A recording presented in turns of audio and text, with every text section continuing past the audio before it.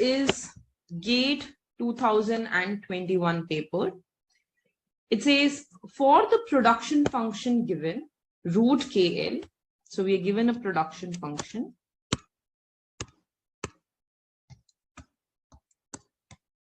Root of KL and prices of capital and labor are given. It says find the value of K and L that will minimize the cost of producing 2 units of output. So the aim is to minimize the cost. So let's start by writing a cost function. So cost function is written by WL plus RK.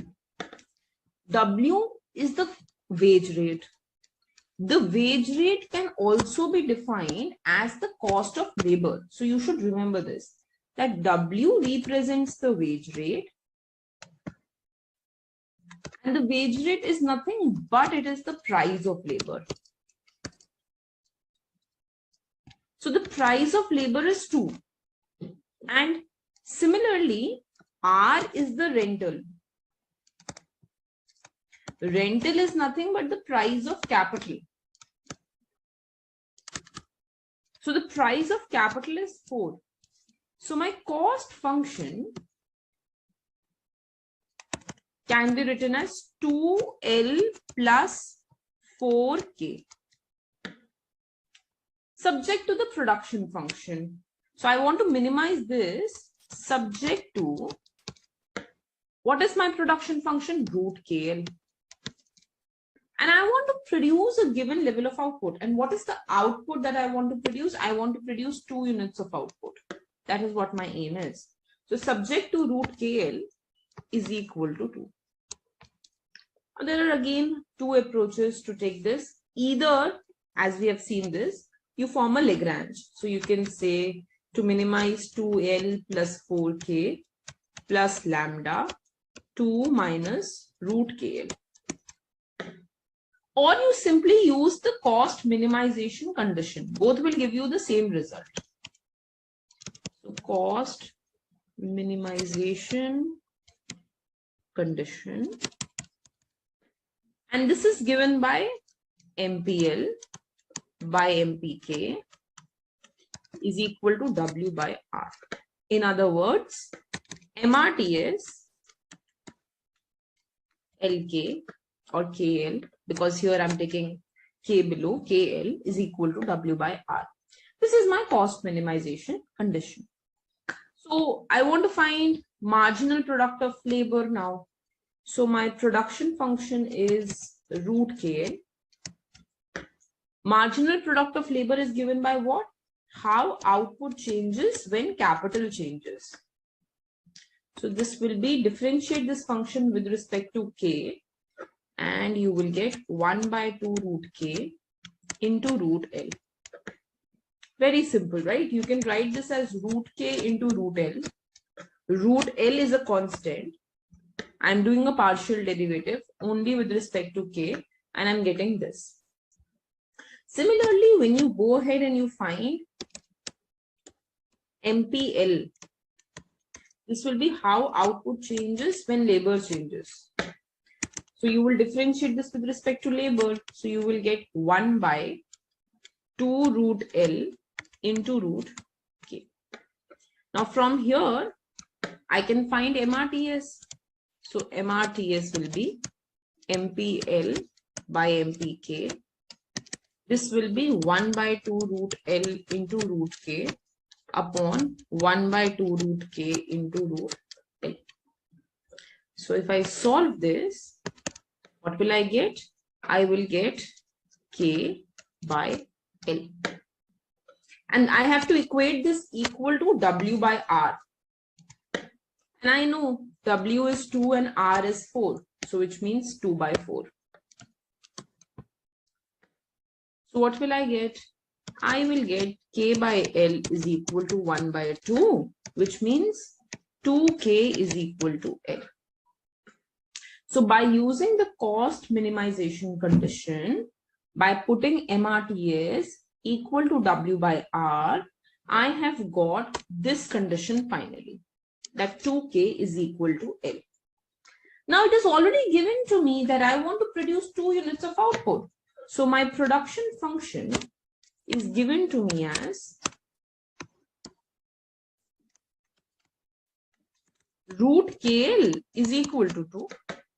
Instead of L, I can write 2K only. So I will get K into 2K under root is equal to 2. I can square on both sides. So I will get 2K square is equal to 4.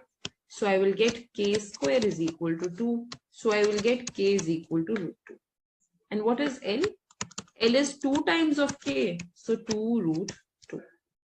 So I will get my K as root 2 and I will get my L as 2 root 2. Simple. You would have got exactly the same thing if you would have done this through Lagrange. Lagrange is doing the two things together simultaneously. When you minimize the Lagrange, you are optimizing also and you're taking care of this condition also. If you don't want to follow that, follow this cost minimization condition, MRTS is equal to W by R, get a condition in place and put it back in the production function and get the value of K and L. These are very, very common questions. Every year these questions will come. So you have to practice these. So it will be root 2, comma 2 root 2. Let's go to the next question. So this is going to be my answer C, root 2, 2 root 2. Let's go to the next question. Now this is, I think so, we did this some 3-4 lectures back. Yes, we did this some 3-4 lectures back and we talked about the constant returns to scale. Actually, we talked about returns to scale in much detail there in the production function. So it says which of the following is true, and to solve this question, you start with the production function a to the power x, L to the power y. And let me just prove this to you first.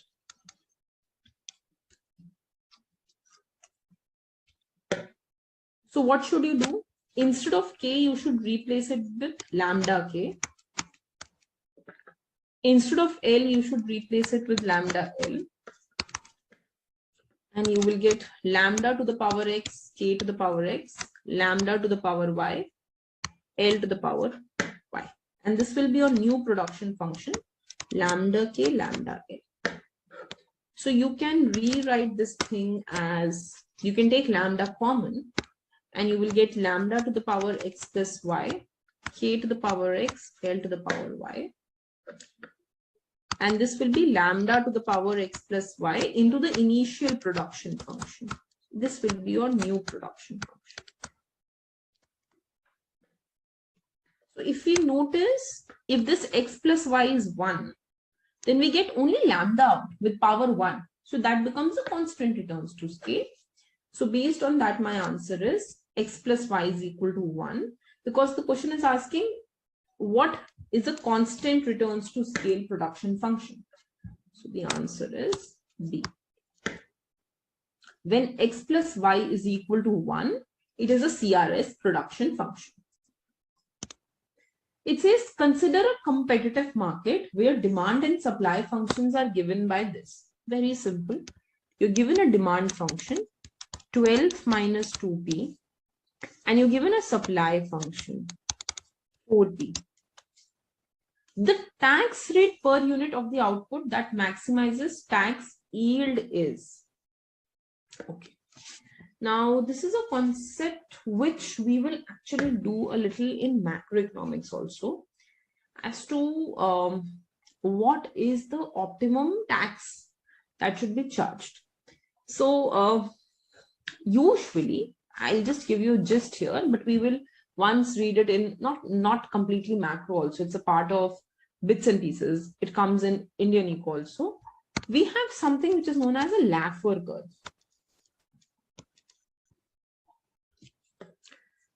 The Laffer curve says that as you increase the tax rate, the tax revenue initially keeps increasing. It reaches a maxima, post which it decreases. So imagine that if tomorrow the government tells you that I will charge 100% of your income as tax. If the government starts charging 100% of your income as tax, then in that case, you will stop working. There is no incentive to work. And if there is no incentive to work, then there will be no tax revenue collected because people are not working. So actually this Laffer curve touches the x-axis again, something like this it is drawn. And this means that zero revenue is collected even when there is a very high tax rate, maybe something like 100%, because nobody is working. And if nobody is working, no revenue is collected. So here tax rate is zero, here tax rate is maximum, but here tax revenue, this tax rate, it maximizes the tax revenue. This is a concept that is taught in Indian or in macroeconomics combined. But our question is not going to that aspect. This is just a concept. Now, what is our question saying? Our question is based on microeconomics only. It's based on the basic chapters of tax which are there in your very basic microeconomics, right? It's in basic videos of microeconomics if you have a look there. This just says that imagine you have this demand curve. So I take quantity here and I take price here. And I just want to plot this demand curve, 12 minus 2p. So when price is 0, demand is 12 units. And when demand is 0, price is 6, something like this. This is my demand curve. And then you have a supply curve which says when this is 1, when price is 1, quantity is 4, something here. When price is 2, quantity will be 8 and something like this. It will be this.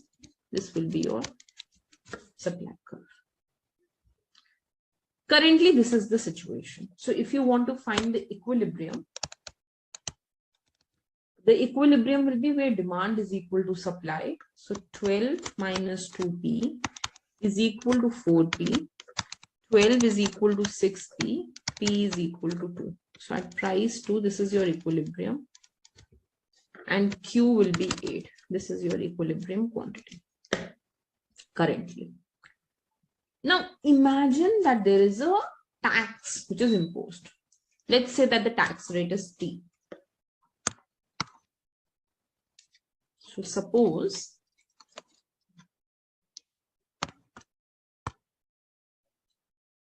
a tax of T per unit is imposed. Whenever a tax is imposed, it will reduce the supply if it is imposed on suppliers and reduce the demand if it is imposed on consumers. We can impose it on anyone. It does not matter, right? The tax incidence is different. So when I charge a tax from consumer, we have done this in one of the classes, it gets distributed between consumer and producer. So here also when I put a tax on, let's say, supplier, then the supply curve will shift backward here. This will be new supply curve. And the gap between the two supply curves, that will be the tax rate. That will be T, right? And if you go ahead and for that T, if you multiply that T into the quantity of equilibrium at that point, that will be your tax revenue. Okay. So your tax revenue is this square. It is the quantity, this quantity, whichever is the new quantity equilibrium, into the tax rate. That's that rectangle, that is your tax revenue. The aim is to maximize that tax revenue. This is what the question is saying. What is the tax rate per unit that maximizes the revenue. What is that T which maximizes my revenue? So let's say that I charge a tax rate of T. Now, what will be my new supply curve? Initially, my supply curve was 4 into P. Now, for each unit, the price received by the supplier will be P minus T, because whatever price he receives from the consumer, he pays a tax of T to the government, and the net price he receives is P minus T. So whenever there is a tax that is imposed on the supplier, you will always, subtract that tax rate to get the net price received by the supplier. Had I assumed that the tax rate will be imposed on the consumer, then the consumer will pay price to the supplier and will also pay tax to the government. So if I would have imposed the tax rate on consumer, I would have done 12 minus 2, and instead of P, I would have written P plus T. Because consumer will end up paying more price after tax. So whenever you do from the side of consumer, you will always do P plus T. Whenever you will do from the side of producer, you will always do P minus T. And this will always remain the same. You have to follow this practice throughout. So supposedly I am charging a tax rate on the supplier. Achha, both of them will give you the same answer. So suppose I charge a tax rate on the supplier. This is my new equilibrium quantity. And at equilibrium, demand is equal to supply. So my demand was 12 minus 2p. So 12 minus 2p is equal to 4p minus 4t. So I will get 12 minus 2p minus 4t is equal to minus 4t. 12 minus 6p is equal to minus 4t. So minus 2t is equal to 6 minus 3p. And t will be 3p minus 6 divided by 2. This is my tax rate. And now, if I want to go ahead and if I want to find out the tax revenue will be tax rate into quantity, right? So it will be 3p minus 6 by 2. This is the tax rate into the quantity. What is my quantity that I'm selling? I'm selling 4p minus 3. This will be your tax revenue, right? You just have to maximize this tax revenue.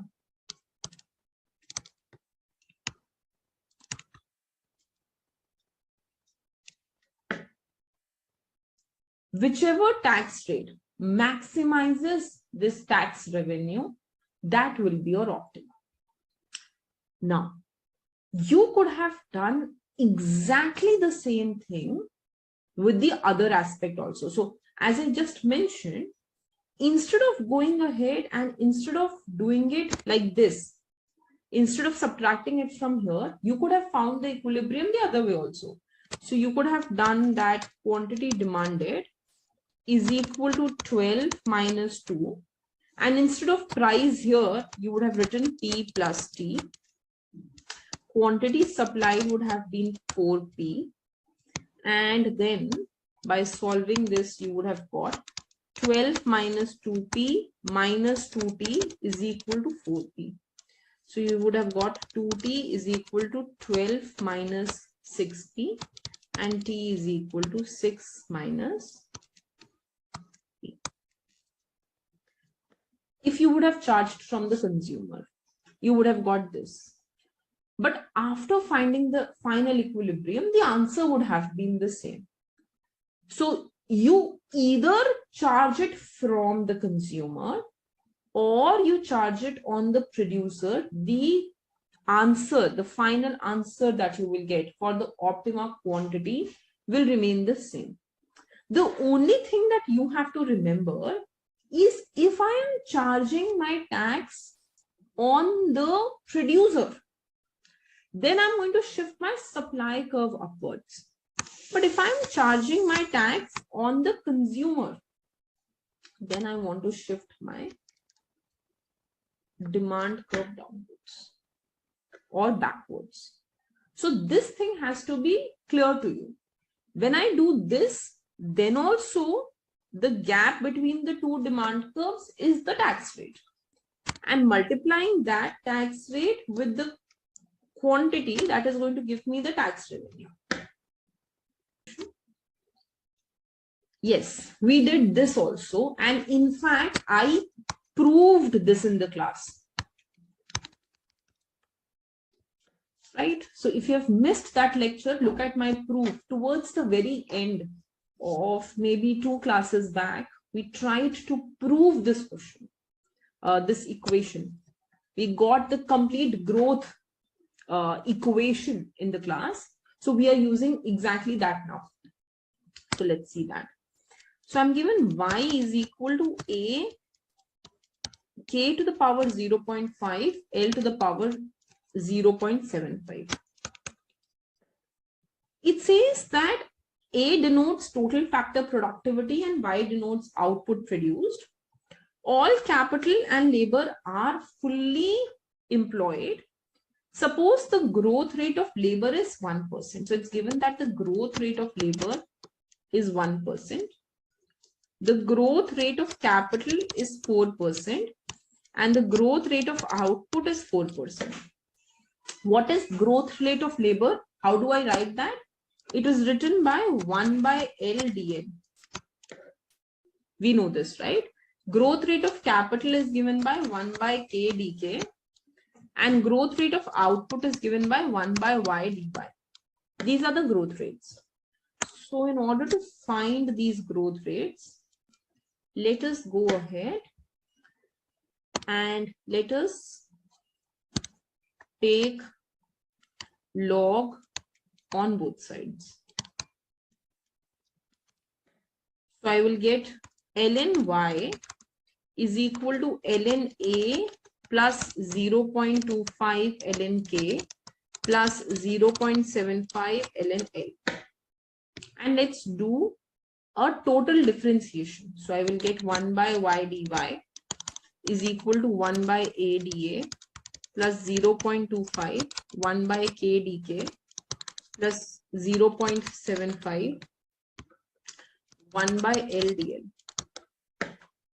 This is the growth rate of output, growth rate of A plus 0.25 growth rate of K plus 0.75 growth rate of L.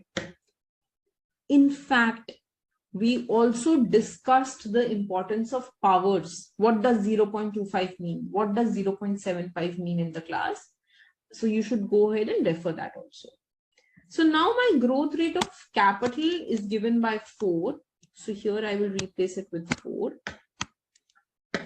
Growth rate of labor is given as 1. So I will replace this with 1.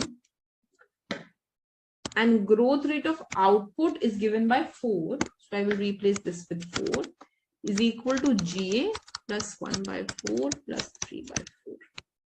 So I will get my GA as 4 minus 1 minus 3 by 4.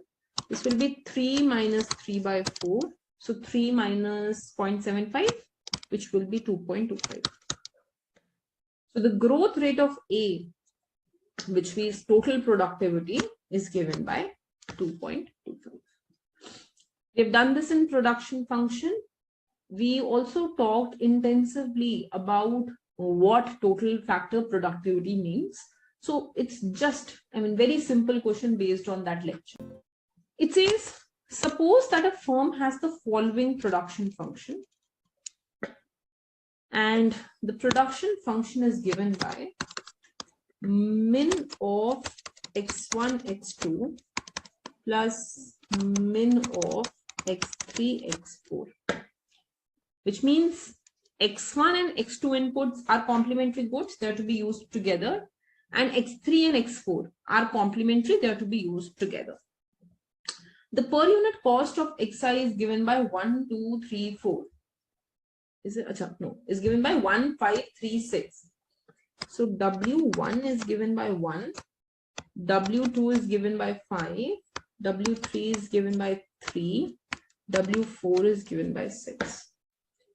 If the firm is minimizing its cost, which of the following input choices by the firm can be observed? Very, very good question. Very good question. Okay. Now just think about it, okay? See, when I talk about a production function, which gets added like this. When I say y is equal to x plus y, then what do? I say if price of x is less than y, I will use only input x, only x. If price of x is greater than price of y, only input y. So whether I will use input x or y or both will depend on which price is lower when they are getting added together. And when they're in a minimum function, when they're in a min function, they have to be used together. They are complementary goods. Here they have combined the two things together. So if I take that, suppose, let me just take this down.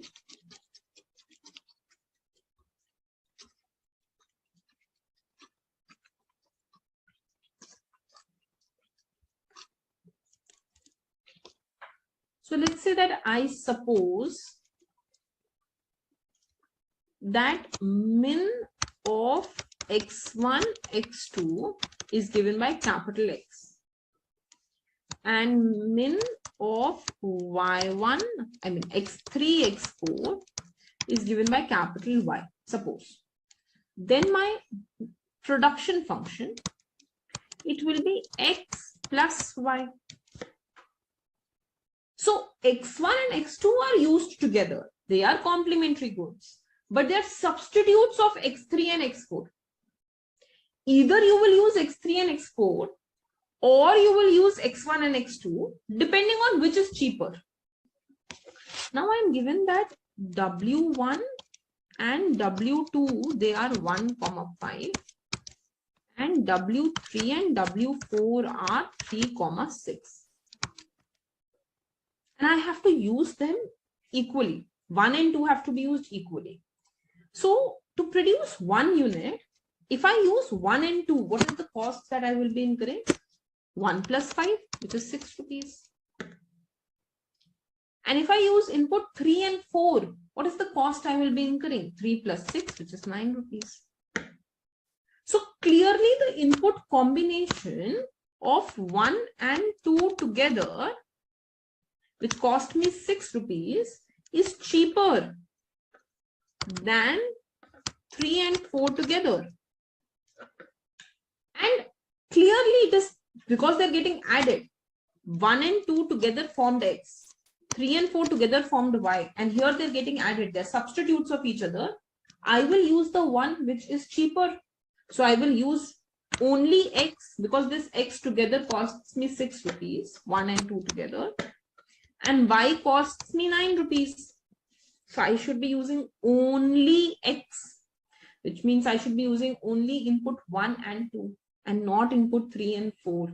So my answer to this question will be B.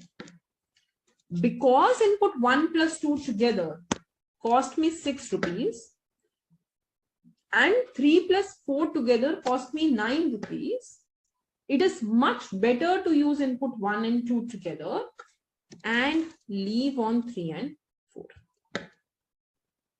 So it is combining our concepts of min functions and of substitute goods together. Tom and Jerry both arrived at a petrol pump without worrying about price. Tom said, I want 10 liters of petrol. So Tom is saying this. This is my quantity. This is my price. Whatever be the price, I want 10 liters. And Jerry says, I want petrol worth 1,000 rupees. So Jerry is saying that my total expenditure on petrol will be 1,000 rupees. Whether petrol price increases or decreases, I will always spend 1,000 rupees on petrol. Now we did this in our elasticity lecture, chapter 5, that if when price increases or decreases, expenditure is constant, then my elasticity is 1. If expenditure and price move in the same direction, elasticity is less than 1. If expenditure and price move in the opposite direction, elasticity is greater than 1. So here my expenditure is unchanged when price is moving. So my elasticity will be 1. So for the other person, whoever that person is, Jerry, elasticity is 1. Which means automatically my answer is B. And you can check for Tom also. Tom, quantity is unchanged when price keeps on changing. So change in quantity due to change in price is 0. There is no change in quantity. So elasticity is 0. Vertical demand curve has 0 elasticity and flat demand curve has infinite elasticity. So the answer would be B. Very, very simple question. Bonus questions given in exam.